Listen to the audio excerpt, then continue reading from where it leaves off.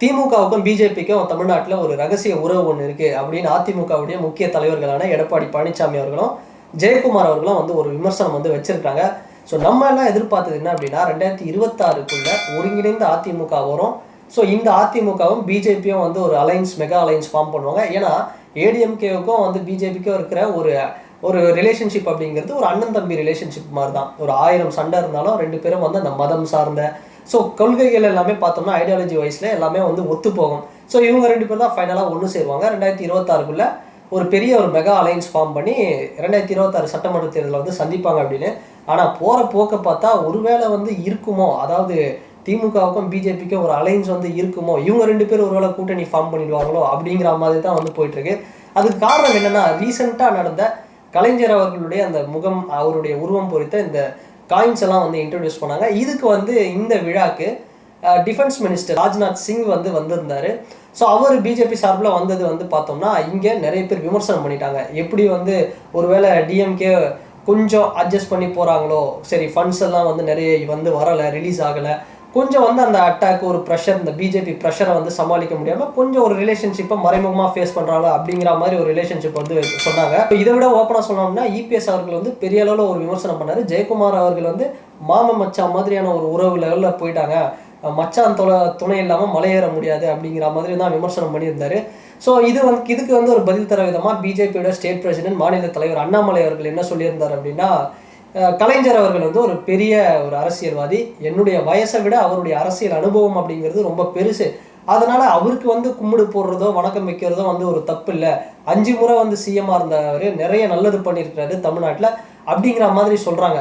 Okay, இது வந்து ஒரு கனவா நினைவா அப்படிங்கிற மாதிரியான ஒரு சம்பவம் இருக்குது. என்னென்னா, இவர் அண்ணாமலை அவர்கள் வந்து கலைஞரை பற்றி பெருமையாக பேசுகிறாரு, ஸ்டாலின் அவர்கள் வந்து ராஜ்நாத் சிங் அவர்கள் கூட வந்து நிற்கிறாரு. இது எப்படின்னா, இந்த ஒரு மீம் ஒன்று ரீசெண்டாக ஒரு மீம் வந்தது. அதாவது காமெடியன் சூரி வந்து பார்த்தோம்னா ஹீரோ ஆகிட்டாரு, கமல் ஒரு பெஸ்ட் ஆக்டர், அவர் ட்ரோல் மெட்டீரியல் ஆகிட்டாரு.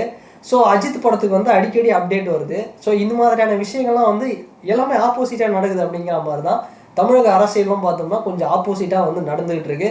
ஸோ இது பற்றி பிஜேபியோட ஒரு முக்கியமான தலைவர்கள் ஒருவரான எல் முருகன் அவர்களும் டிஎம்கேவுக்கும் பிஜேபிக்கும் இருக்கிற ஒரு அப்போசிஷன் அப்படிங்கிறது இருந்துகிட்டு தான் இருக்கும், ஒரு வாருங்கிறது இருக்கும்.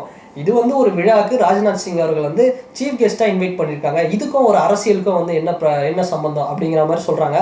ஆனால் இங்கே கவனிக்க வேண்டிய ஒரு விஷயம் என்னென்னா, அண்ணாமலை அவர்கள் சொன்ன விஷயம், இதுக்கு முன்னாடி 1999 ஜெனரல் எலெக்ஷனில் டிஎம்கேவும் பிஜேபியும் வந்து ஒரு பெரிய அளவில் கூட்டணி வச்சு எலெக்ஷனை வந்து ஃபேஸ் பண்ணியிருக்கிறாங்க.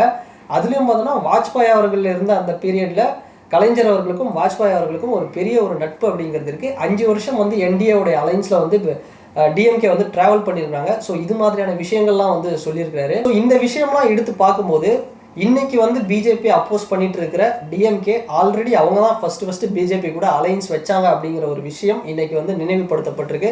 இது வந்து தேவைப்பட்டா ஃபியூச்சரில் வைக்கலாமா அப்படிங்கிற ஒரு அலைன்ஸ் ஃபார்ம் ஆகும் பிஜேபிக்கும் வந்து டிஎம்கேக்கும் அப்படிங்கிற மாதிரி வந்து இதை கூட பார்க்கலாம். அண்ட் இன்னொரு ஒரு முக்கியமான விஷயம் என்னன்னா, 1999 நடந்த ஜெனரல் எலெக்ஷனில் டிஎம்கே வந்து பார்த்தோம்னா பிஜேபி கூட அலைன்ஸில் இருந்தாங்க.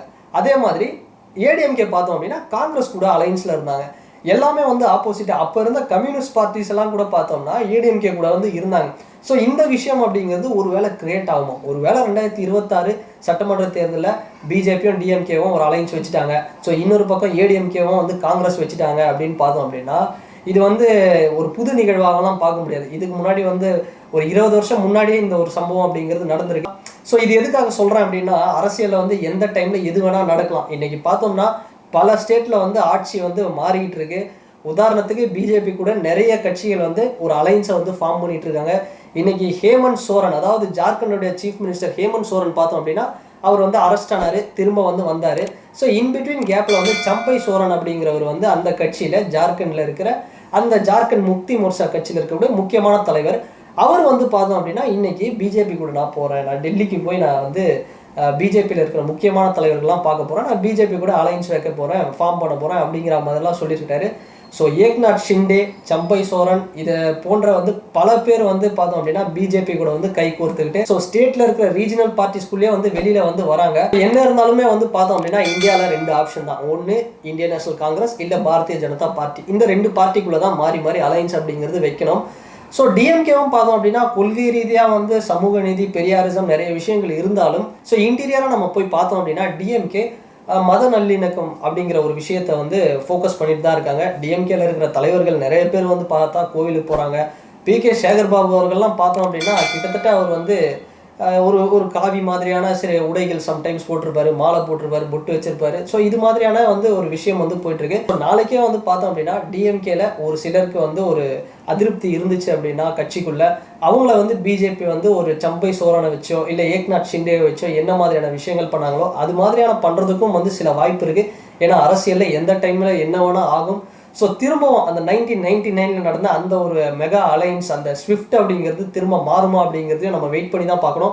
ஒருவேளை அப்படி டிஎம்கேவும் பிஜேபியும் வந்து ஒரு அலையன்ஸ் ஃபார்ம் பண்ணுறாங்க, இல்லை இந்த பக்கம் ஏடிஎம்கேவும் காங்கிரஸும் ஒரு அலையன்ஸ் ஃபார்ம் பண்ணுறாங்க அப்படின்னா இது வந்து உண்மையாலே ஒரு டஃப் ஃபைட்டாக இருக்கும். ஸோ இப்படி ஒரு அலையன்ஸ் ஃபார்ம் ஆச்சு அப்படின்னா இன்னொரு பக்கம் பார்த்தோம் அப்படின்னா விஜய் அவர்கள் சீமான் அவர்கள் இவங்க 2 பேர் ஒரு அலையன்ஸ் வந்து ஃபார்ம் பண்ணுறதுக்கு வாய்ப்பு இருக்குது. இப்படி வரும்போது ஒரு மும்முனை போட்டியாக தான் இருக்கும். அதே மாதிரி இந்த மாதிரி ஒரு மும்முனை போட்டி ஒன்று கிரியேட் ஆச்சு அப்படின்னா 1999க்கு அப்புறம் ஒரு வேற மாதிரியான கிரவுண்ட் பாலிடிக்ஸை வந்து தமிழ்நாட்டு மக்கள் வந்து ஃபேஸ் பண்ணுவாங்க. இந்த இடத்துல பார்த்தோம்னா கொள்கை இது மாதிரியான விஷயங்கள் இது எல்லாமே தாண்டி ஸோ அலையன்ஸ் அப்படிங்கிற ஒரு விஷயம், ஸோ கட்சி இந்த கட்சி அந்த கட்சி அப்படிங்கிற மாதிரி ஒரு போட்டி தான் இருக்கும். ஸோ இப்படி ஒரு சூழல் வந்து ஃபார்ம் ஆச்சு அப்படின்னா கண்டிப்பாக மக்கள் வந்து விஜய் போன்ற ஒருவருக்கு வந்து பெரிய அளவில் சப்போர்ட் பண்ணுறதுக்கும் வாய்ப்பு இருக்குது. அண்ட் வெயிட் பண்ணி பார்க்கலாம். இது மாதிரியான ஒரு அலையன்ஸ் இது வந்து புதுசு கிடையாது, ஆல்ரெடி நடந்ததும் தான் வந்து நான் சொல்லியிருக்கேன். அண்ட் இந்த வீடியோ பற்றின உங்களுடைய கருத்து என்ன அப்படிங்கிறத இந்த கமெண்ட் செக்ஷனில் பதிவிடுங்க. அண்ட் இந்த வீடியோ உங்களுக்கு பிடிச்சிருந்ததுன்னா லைக் பண்ணுங்கள், ஷேர் பண்ணுங்கள், கமெண்ட் பண்ணுங்கள், சப்ஸ்கிரைப் பண்ணுங்கள். வேற ஒரு வீடியோவில் வேற ஒரு கண்டென்ட்ல நான் உங்களை பார்க்குறேன்.